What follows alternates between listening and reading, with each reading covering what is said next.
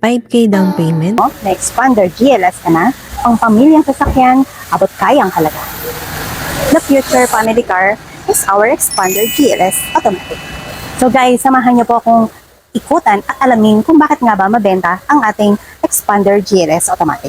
Sa ating makina, meron tayong 4A91 dual overhead front top with Maybach technology. Ano nga ba ang Maybach technology? Ang Maybach technology ay mas pinatipid sa konsumo at mini-maintain pa rin ang power ng ating expander. Para po sa Expander GLS Automatic, meron tayong 4-speed automatic transmission. Pagdating naman sa front grille design, isa ito sa binago.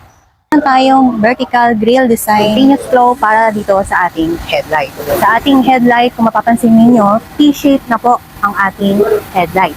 Kung mapapansin nyo, meron tayong daytime running. Guys, binago na rin pala ang ating design ng ating two-tone alloy wheels. Para naman sa side ng ating expander, meron tayong major changes from chrome to body color. Guys, check natin sa ating rear bumper. Mas pina-aggressive ng tingnan at mas rugged na. Both side ay may reflectorized na. Guys, mapapansin niyo meron tayong T-shape LED taillight. At the same time, meron tayong stock spoiler at shark fin antenna. Check natin ang likod ng ating expander. Pakita natin kung gaano ito kaluwag once na na-fold na po ang ating upuan.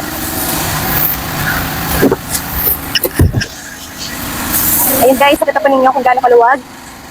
Yan, nakahiga na po ako. Kasya po ang 5 hanggang 6 na maleta. So yun guys, pasok naman tayo sa second row. Ayan guys, nakasakay na po tayo sa second row. Sa legroom po, sobrang luwag. Sa headroom, maluwag din po. At pwedeng sumakay ang 6-footer. Tara guys, punta naman tayo sa driver side. So yun guys, in-upgrade na po ang ating 10 inches na infotainment at 8 inches meter cluster.